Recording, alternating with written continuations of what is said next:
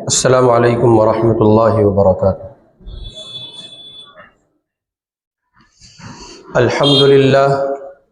الحمد للہ رب العالمین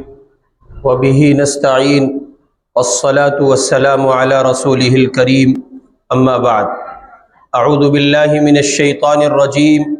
بسم اللہ الرحمن الرحیم ان ھذا القرآن یہدی للتی ہی اقوم صدق اللہ العظیم۔ اس وقت عالم اسلام کو بہت سے مسائل کا سامنا ہے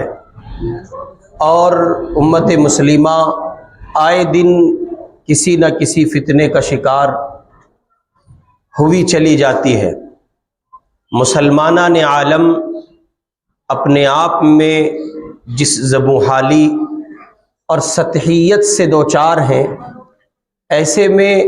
اہل اسلام کے لیے بنیادی طور پر یہ ذمہ داری عائد ہوتی ہے ان پر کہ وہ اپنے اس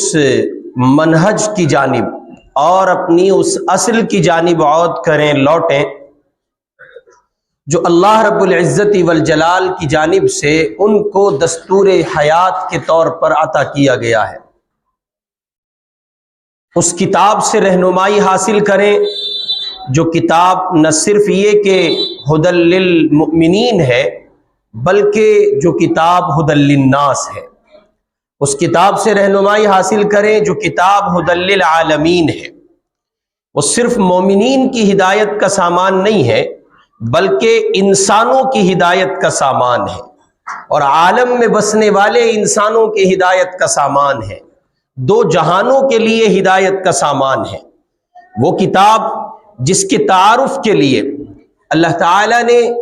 1.25 لاکھ انبیاء کی جماعت کو اس زمین پر یکے بعد دیگرے بتدریج ان کے اپنے مذاہب پر رہتے ہوئے جب ان کو بھیجا ہے اور جب جب وہ اس دنیا سے گئے ہیں تب انہوں نے اس کتاب کو متعارف کرایا ہے۔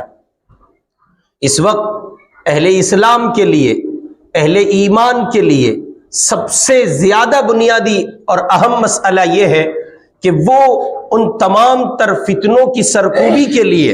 جو اس وقت عالم اسلام کے خلاف پنپ رہے ہیں یا عالم اسلام کے خلاف محاذ پر ہیں، ان کی سرکوبی کے لیے وہ اپنے لیے لازم سمجھے کہ وہ قرآن پاک جو ہمارے اور آپ کے اہل ایمان کے لیے دستور حیات ہے، اساس ہے، اس کے سہارے سے اس کو لے کر اٹھیں اور نتیجے میں ان کا زمانے پر، اقوام پر، عالم پر چھا جانا یقینی امر ہوگا۔ چنانچہ اس ذیل میں چند ایک معروضات آپ کی خدمت میں رکھنی ہے، اللہ تعالیٰ کام کی باتیں کہنے کی توفیق عطا کرے۔ دنیا میں کوئی مسلمان ہو، کہیں بستا ہو، وہ پڑھا لکھا ہو یا ان پڑھ، وہ مالدار ہو یا غریب، وہ طاقتور ہو یا کمزور، وہ حاکم ہو یا محکوم، وہ غالب ہو یا مغلوب، وہ شہری ہو یا دیہاتی، کہیں کا کوئی مسلمان ہو، ہر ایک مسلمان کے ذمے اللہ کی اس کتاب جو میرے اور آپ کے لیے دستور حیات ہے 5 بنیادی حق ہیں۔ اگر کوئی مسلمان قرآن پاک کے ان حقوق سے صرف نظر کرتا ہے یا قرآن پاک کے یہ حقوق اس کی زندگی کا حصہ نہیں ہے تو یاد رکھیے قرآن پاک کی توہین کر رہا ہے، دین اسلام کا مذاق بنا رہا ہے، دین اسلام کا تمسخر کر رہا ہے وہ اللہ کا بندہ، وہ مسلمان جس کی زندگی میں ان 5 حقوق کے سلسلے میں کہیں کسی زاویے سے کوتاہی پائی جاتی ہے۔ چنانچہ بہت آسان لفظوں میں پہلا جو قرآن پاک کا بنیادی حق ہے وہ ہے ایمان و تعظیم، دوسرے نمبر پر تلاوت و ترتیل، تیسرے نمبر پر تذکر و تدبر، چوتھے نمبر پر حکم و اقامت اور 5ویں نمبر پر ہے تبلیغ و تبیین۔ یہ وہ 5 بنیادی حقوق ہیں کہ اگر ان سے صرف نظر کیا گیا تو لازمی طور پر نقصان جو کچھ ہو رہا ہے مزید اس کے اندیشے ہیں، اس کے خاتمے کے امکانات نہیں ہیں۔ اس وقت عالم اسلام کو عالم کفر نے جس طرح سے اپنے حصار میں لیا ہے، اور باوجود اس کے عالم اسلام کے پاس ایک بڑی طاقت ہے اور وہ اگر چاہے تو کفر کا مقابلہ کر سکتا ہے، لیکن چونکہ اس نے اپنی اساس کو کھویا ہوا ہے، اس کے پاس بنیاد نہیں ہے،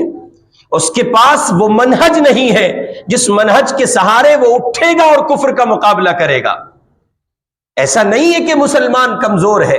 ایسا نہیں ہے کہ عالم کفر میں اتنی طاقت ہے کہ وہ اسلام کو پورے طور پر اور عالم اسلام کو کمزور کر دے گا، لیکن اصل میں مسلمان عالم اسلام اپنی اساس کو کھو کر اٹھ رہا ہے۔ چنانچہ نتائج اس کے میرے آپ کے سامنے ہیں۔ عالم اسلام جن سنگینیوں سے اور جن مشکل مراحل سے اس وقت گزر رہا ہے، آپ اس کا اندازہ لگا سکتے ہیں۔ ایک دور عالم اسلام کا وہ بھی ہے کہ اگر کسی ایک نابینا قیدی کو، کمزور مسلمان کو روم کی سرزمین پر وہاں کے قید خانے میں حاکم وقت کی جانب سے مسلمان ہونے پر سزا سنائی جاتی ہے، دور عمر ابن عبدالعزیز ہے، انہوں نے اپنا ایک قاصد، اپنا ایک ایلچی اور اپنا ایک نمائندہ روم کی سرزمین پر بحیثیت قاصد بھیجا۔ اس کو جیل کا معائنہ کرایا گیا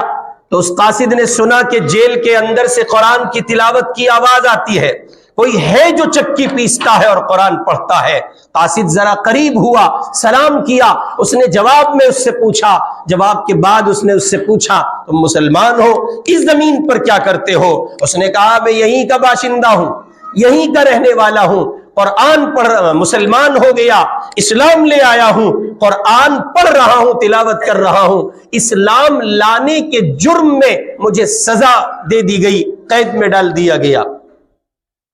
عمر ابن عبدالعزیز رحمہ اللہ کو جب اس بات کی خبر ملی کہ روم کی سرزمین پر وہاں کے قید خانے میں مقامی لوگوں میں ایک ایسا نابینا اور معذور شخص سزا کاٹ رہا ہے جس اللہ کے بندے کا جرم اس کے سوا کچھ نہیں ہے کہ وہ اسلام قبول کر چکا ہے، اور حکومت وقت یہ کہتی ہے کہ وہ اپنے اسلام کو چھوڑ دے ورنہ اس زمین پر اس کو امن و امان کے ساتھ جینا مشکل ہو جائے گا۔ عمر ابن عبدالعزیز مدینے میں بیٹھے ہیں،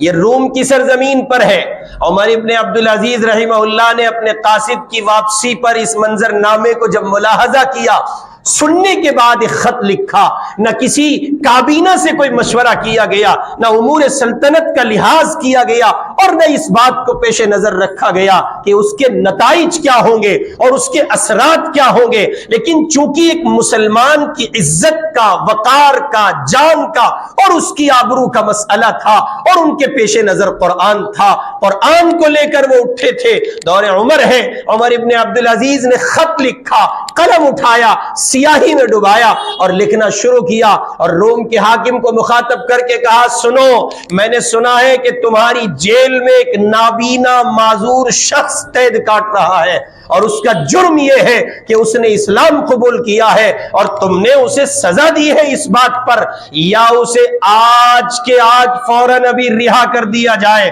ورنہ کان کھول کے سنے، ایک ایسے لشکر جرار کے ساتھ تمہارا مقابلہ کروں گا جس کا پہلا اونٹ تمہارے محل میں ہوگا اور اس کا آخری اونٹ مدینے کی سرزمین پر ہوگا، اور تم اسلام کے سپاہیوں سے لڑنے کی تاب اپنے اندر نہیں رکھتے ہو۔ یہ وہ بنیادی فلسفہ ہے جو عالم اسلام کو قوت دیتا ہے، عالم اسلام کو پختگی عطا کرتا ہے، عالم اسلام کو استحکام دیتا ہے، لیکن کب؟ جب عالم اسلام اپنی اساس کے ساتھ اٹھے، عالم اسلام کے افراد اپنی اساس کے ساتھ اٹھیں، اور وہ اساس، وہ بنیاد، وہ اصل، وہ مآخذ، وہ مراجع، جو مرجع کی حیثیت رکھنے والی جو کتاب ہے میرے آپ کے لیے، وہ دستور حیات کتاب اللہ ہے۔ چنانچہ ہر مسلمان کے ذمے بنیادی طور پر 5 حقوق ہیں ہر ایک مسلمان کے ذمے کہ وہ اسے مانے۔ ظاہر ہے کہ کون ہے جو نہیں مانتا ہے، اور اسی کے ساتھ ساتھ یہ کہ وہ اسے پڑھے، اس کی تلاوت کرے، تیسرے یہ کہ اسے سمجھے، چوتھے یہ کہ اس پر عمل کرے، اور 5ویں یہ کہ اسے دوسروں تک پہنچائے۔ جہاں تک تعلق ہے اسے ماننے کا، تو ماننے کا اصطلاحی نام ایمان ہے، اور اس کے 2 پہلو ہیں، اقرار باللسان ہے اور دوسرے تصدیق بالقلب ہے، یعنی اقرار کرے۔ ظاہر ہے کہ ہم سب نے اقرار کیا ہے،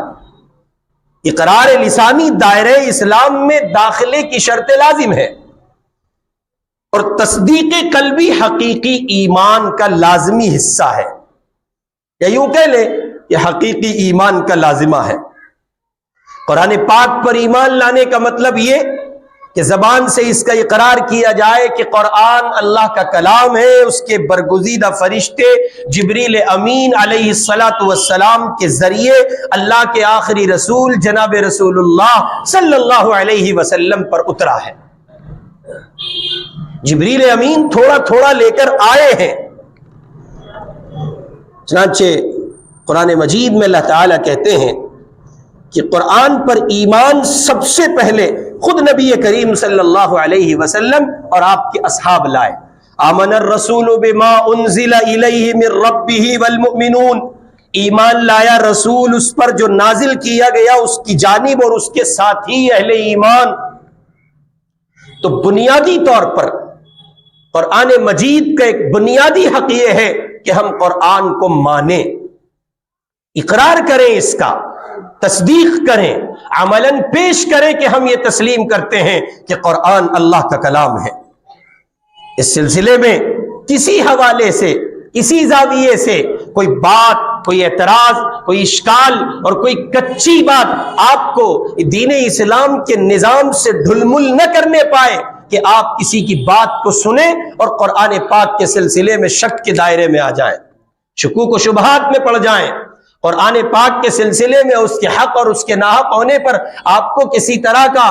کہیے کہ کمزور پہلو اس میں دکھائی پڑنے لگے۔ آپ نے اس پر ایمان لانا ہے اور آپ اس کو تسلیم کرتے ہیں کہ قرآن اللہ کا کلام ہے، یہ اس کا بنیادی اور پہلا حق ہے کہ آپ قرآن کو تسلیم کریں۔ اور زمین پر کوئی مسلمان ایسا نہیں ہے جو ایمان لایا ہو، مومن ہو، مسلمان ہو اور وہ اس کا اقرار نہ کرتا ہو کہ قرآن پاک کو وہ تسلیم نہ کرتا ہو۔ قرآن پاک کو مانتا ہے مسلمان، اس کو عملاً اپنی زندگی میں نافذ کرنا ہے، یہ ہے تصدیق بالقلب۔ آپ اپنے قلب کے ساتھ اس کی گواہی دیں، آپ اس کا اقرار کریں، آپ اپنے عمل سے اس بات کو پیش کریں۔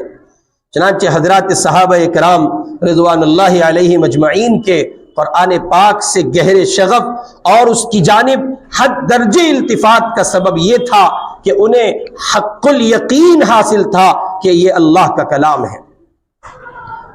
اس کے خلاف برعکس ان کے برعکس ہم اگر اپنی زندگیوں کا جائزہ لیں تو ہمارے لیے یہ طے کرنا مشکل ہوتا ہے کہ قرآن منزل من اللہ ہے یا نہیں ہے۔ ہم سے جب کسی درجے میں اہل کفر کسی طرح کی بات کوئی کرتے ہیں اور وہ ہمیں قرآن کے متعلق شکوک و شبہات میں مبتلا کرتے ہیں تو نتائج ہمارے اور آپ کے سامنے آتے ہیں۔ بہت جلد ہم قرآن کے احکامات سے صرف نظر کرنے لگتے ہیں، ہمیں شک ہونے لگتا ہے کہ یہ قرآن پاک واقعتاً اللہ کا کلام ہے یا کسی اور کا کلام ہے،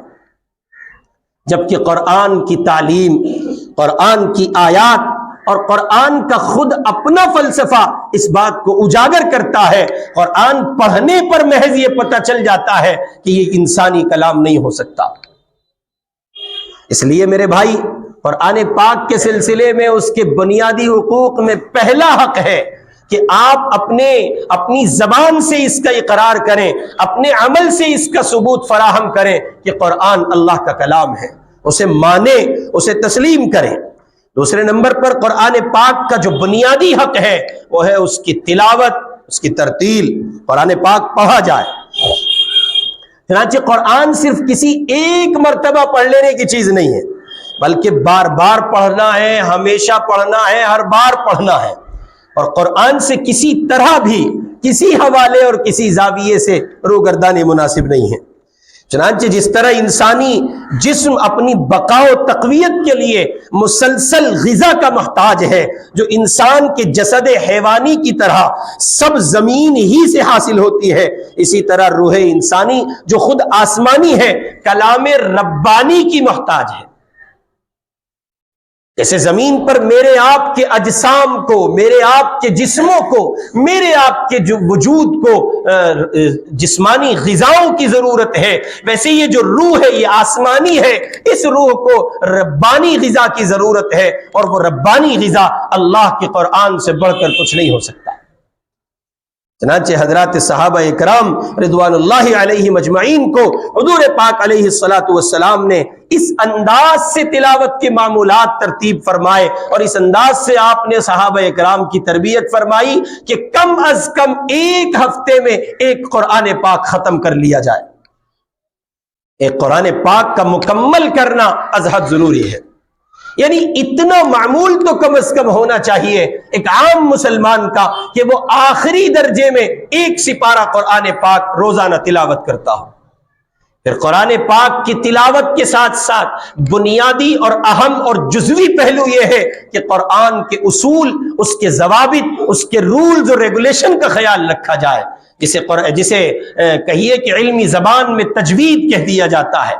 قرآن میں یعنی اس کے جو حروف ہیں ان میں سے کس حرف کو کھینچنا ہے اور کس کو کم کھینچنا ہے اور کس کو زیادہ کھینچنا ہے، کس حرف کو موٹا کرنا ہے اور کس کو پر کرنا ہے۔ قرآن مجید کے سلسلے میں نبی کریم صلی اللہ علیہ وسلم نے ارشاد فرمایا، حضور کا فرمان ہے، اپنی آوازوں سے قرآن کو زینت بخشو،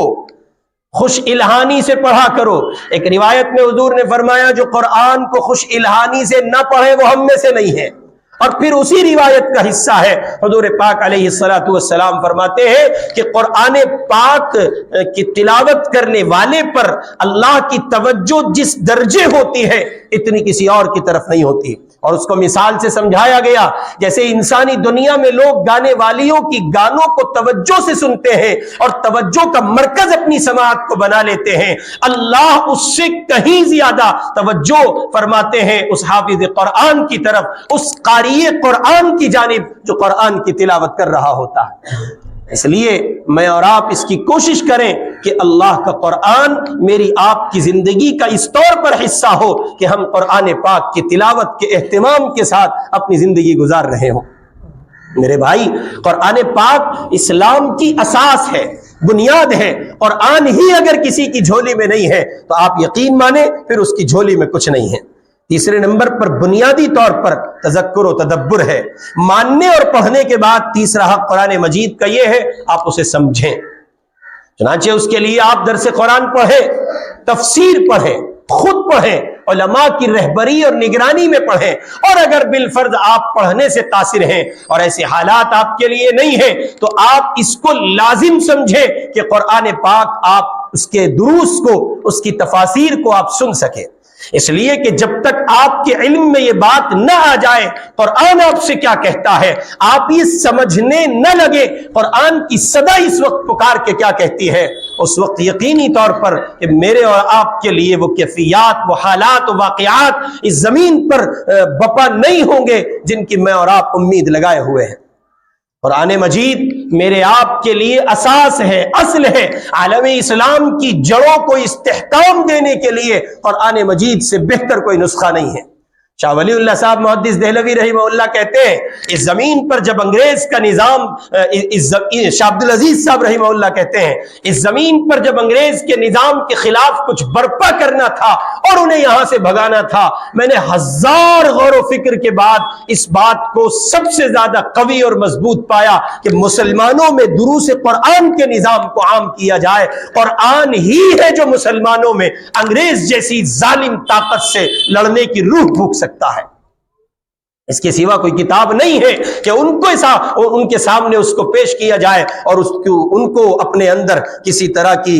جلا اور قوت حاصل ہو جس کے نتیجے میں وہ انگریز کا سامنا کر سکے۔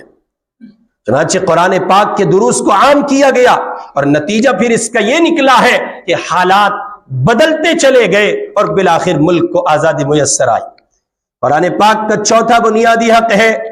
تذکر و تدبر کے بعد کہ ہر مسلمان پر حق لازم ہے یہ کہ وہ اس پر عمل کرے،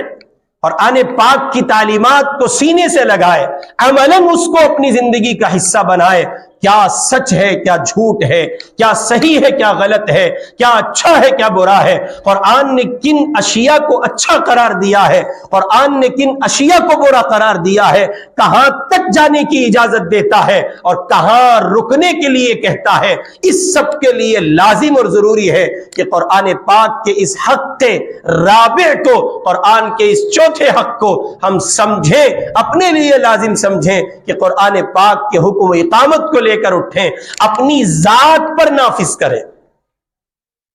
آج زمین پر مسلمان ہے، اور اقبال کی وہ بات سچ ہوتی دکھائی پڑتی ہے۔ اقبال نے کہا تھا میں نے یورپ کی سرزمین کا سفر کیا تو میں نے وہاں اسلام دیکھا ہے، مسلمان نہیں دیکھے ہیں، میں نے عرب کا سفر کیا تو میں نے وہاں مسلمان دیکھے ہیں، اسلام نہیں دیکھا ہے۔ ایسا لگتا ہے کہ کفرستان میں کہیں کہیں اسلام دکھتا ہے، جہاں مسلمان پشتینی نہیں ہے، جہاں مسلمان خاندانی نہیں ہے، جہاں مسلمان اپنے اجداد اور قبیلے کی داد و دہیش اور ان کے مرہون منت ہو کر مسلمان نہیں ہے، وہاں اسلام دکھائی پڑتا ہے۔ جنہوں نے کسبی طور پر اسلام کو حاصل کیا، در در کی ٹھوکریں کھائی ہیں اور مشکلات کا سامنا کیا ہے، ان کو قرآن مجید حاصل ہوا، ان کو اسلام حاصل ہوا تو وہ اپنے اندر اسلام رکھتے ہیں۔ ایک میں اور آپ ہیں جو پشتینی مسلمان ہیں، خاندانی مسلمان ہیں، میرے آپ کے ذمے قرآن پاک کا یہ حق ہے کہ ہم قرآن پاک کو اپنے وجود پر نافذ کریں۔ آپ کسی سے کچھ معلوم نہ کریں، قرآن پڑھتے جائیں، اس انداز پر پڑھتے جائیں کہ قرآن آپ سمجھ رہے ہو۔ تو قرآن کی ایک ایک آیت آپ کو جھنجھوڑنے کے لیے کافی ہے، قرآن کا ایک ایک صفحہ تو کیا، ایک ایک آیت تو کجا، اس کا زبر و زیر میری آپ کی ہدایت کے لیے کافی ہے۔ قرآن لے کر اٹھیں گے تو زمانے پر چھا جانا یقینی ہے۔ اللہ کی قسم، اس زمین پر جو لوگ قرآن لے کر اٹھے ہیں ان کا عالم دنیا میں کوئی طاقت کبھی کسی طرح سے مقابلہ نہیں کر سکی۔ حضرات صحابہ کرام رضوان اللہ علیہم اجمعین ٹیکنالوجی میں ماہر نہیں تھے، حضرات صحابہ کرام رضوان اللہ علیہم اجمعین کے پاس بہت سی سلطنتیں اور مملکتیں نہیں تھیں، ان کے پاس بہت سے ذخائر نہیں تھے، ان اللہ کے بندوں کے پاس بہت سی طاقت نہیں تھی، وہ تو نہتے تھے، بے بس تھے، کمزور تھے، لاچار تھے، مجبور تھے۔ بدر کی لڑائی اس کی غماز ہے کہ روزے کی حالت میں 17 رمضان المبارک کو انہوں نے صائمین کی حالت میں، روزے دار کی حالت میں جنگ لڑی ہے، بالآخر یہ کہ ان کو فتح میسر آئی ہے۔ خود اس کی اس منظر نامے کی عکاسی کرتا ہے، حنین ہے، تبوک ہے، خندق ہے، اور عالم اسلام کے وہ سنہرے ادوار حضور پاک علیہ السلام سے لے کر آج تک کے دن کے لیے آپ زمین پر جہاں دیکھیں گے عالم اسلام کو جو غلبہ حاصل ہوا ہے اس کی بنیاد اور اساس اس کے پیچھے اللہ کا قرآن ہے، کوئی دوسری شے نہیں ہے۔ صحابہ قرآن لے کر اٹھے ہیں، نظام کو انہوں نے برپا کیا ہے اس طور پر کہ قرآن ان کی جھولی کا حصہ تھا، وہ قرآن لے کر اٹھے اور نتیجے میں چھا گئے۔ ہمارے پڑوسی ایک ملک میں اللہ کے کچھ نیک بندے 20-30 سال پہلے 2 دہائی قبل قرآن لے کر اٹھے تھے، ساری دنیا ان کے مخالف تھی، سپر پاور جیسی طاقت ان کے مقابل کھڑی تھی، ان کے سینے سے لگا ہوا قرآن ان کو تسلی دیتا تھا، وہ ان کو بدر و احد کے نغمے اور زمزمے سناتا تھا اور کہتا تھا جیسے وہ ثابت قدم رہے اور کامیابی ان کے قدموں کا حصہ بنی ہے ویسے تمہارا ثابت قدم زار رہنا ضروری ہے۔ چنانچہ وہ قرآن لے کر اٹھے اور ایک زمانہ تو لگا، 2 دہائیاں تو صرف ہوئی، لیکن بالآخر یہ کہ آپ نے اپنی سر کی آنکھوں سے دیکھا ہوگا وہ اللہ کے بندے اس زمین پر چھاتے چلے گئے۔ ان کا چھا جانا ایک یقینی امر تھا، وہ چھائے اس لیے کہ قرآن ان کے سینے سے لگا تھا، وہ چھاتے چلے گئے اس لیے کہ قرآن ان کے سینے سے لگا تھا۔ قرآن کے نظام کو برپا کرنے اور اس کو سمجھنے اور اس کو اساس سمجھ کر لے کر اٹھنے کی ضرورت ہے۔ چنانچہ قرآن کا یہ بنیادی چوتھا حق ہے کہ اس کے حکم و اقامت کو اپنی ذات پر نافذ کیا جائے۔ سب سے پہلے میں اور آپ اپنے لیے اس کو لازم سمجھیں کہ قرآن کے حلال کردہ نظام کو اپنے لیے حلال بنائیں گے اور قرآن کے حرام کردہ نظام کو اپنے لیے حرام قرار دے کر ہر ممکن سعی کریں گے کہ اس سے اجتناب کیا جائے۔ قرآن کا آخری اور بنیادی 5 حقوق میں سے ایک یہ حق ہے کہ آپ اس کی تبلیغ میں لگ جائیں، آپ اس کی تبیین میں لگ جائیں، آپ اس کے نفاذ کی کوشش کریں۔ جیسے آپ قرآن والے ہیں، آپ کوشش کریں کہ زمین کا ہر بندہ اب اللہ اپنے سینے سے اللہ کے کلام اور اس کی کتاب کو لگانے والا ہو۔ اقبال نے کہا تھا وہ معزز تھے زمانے میں مسلمان ہو کر، وہ معزز تھے زمانے میں مسلمان ہو کر، اور تم خار ہوئے تاریخ قرآن ہو کر۔ تمہاری ناکامی اور نامرادی کا بنیادی سبب یہ ہے کہ تم نے قرآن چھوڑ دیا ہے۔ میرے بھائی، میں اور آپ ہندوستان کی سرزمین پر ہیں، یہاں جن جگہوں پر ہم قیام پذیر ہیں، ہم دیکھتے ہیں کہ ہر زاویے سے، ہر پہلو سے، ہر اعتبار سے قرآن کا ماحول ہمیں میسر ہے۔ ورنہ اللہ کے ایسے بندے بھی ہیں جو اسی زمین پر رہتے ہیں اور قرآن دیکھے ہوئے انہیں زمانہ گزر گیا ہے، قرآن کے نسخے ان کے پاس نہیں ہیں۔ ایسے اللہ کے بندے بھی ہیں کہ قرآن پاک کی محدود تلاوت وہ سماعت کر سکے ہیں، قرآن پاک وافر مقدار میں ان کو سننا میسر نہیں ہے۔ آپ الحمد سے لے کے والناس تک پورا قرآن رمضان میں سن لیتے ہیں۔ ایسے لاکھوں کروڑوں اللہ کے بندے ہیں جنہیں قرآن پاک چند ایک صورتوں پر مشتمل سننا میسر آتا ہے، اس سے زیادہ نہیں۔ کوشش کریں ان 5 حقوق کی بازیابی کے لیے قرآن کو مانیں، قرآن کی تلاوت کریں، لازم سمجھیں اپنے آپ پر کہ آپ جب تک قرآن نہ پڑھ لیں، تلاوت نہ کر لیں، ناشتہ آپ کے اوپر حرام ہے۔ اس طور پر جب قرآن کو لازم سمجھیں گے تو تلاوت ہوگی۔ تذکر و تدبر سے کام لیں، اس کے معانی اور مفاہیم پر غور کریں، وہ کیا کہتا ہے آپ سے غور کریں۔ قرآن مجید کے ایسے نسخے تفسیر کے حوالے سے موجود ہیں، قرآن کا ترجمہ پڑھیں، علماء کی سرپرستی میں پڑھیں۔ آپ ایجوکیٹڈ ہیں، دہلی شہر کے لوگ ہیں، پڑھنا سیکھیں، محض سننے پر زندگی نہ گزاریں۔ چوتھے نمبر پر حکم و اقامت ہے، جہاں تک ہو سکے اپنی زندگی پر قرآن نافذ کیجئے۔ چوتھے نمبر پر قرآن لے کر اٹھیے، اس ارادے کے ساتھ کہ آپ کو اس زمین کے ہر کچے پکے گھر کو قرآن کے ہر کچے پکے گھر کو قرآن سے زینت بخشنی ہے اور قرآن پاک کا نور اور اس کی روشنی اس گھر میں پہنچانی ہے۔ پھر دیکھیے گا اگر آپ نے اس اساس کو لے کر اٹھ گئے اور آپ نے اس اساس کو لے کر اٹھ کر آپ نے اس زمین پر چلنے پھرنے کی کوشش کی تو بہت قریب ہوں گے وہ دن جب اس زمین کے ہر گھر سے آپ کو کلمہ طیبہ لا الہ الا اللہ محمد الرسول اللہ کی صدائیں بلند ہوتی دکھائی دیں گی۔ اللہ رب العزت مجھے اور آپ کو عمل کی توفیق نصیب فرمائے۔ وآخر دعوانا ان الحمد للہ رب العالمین۔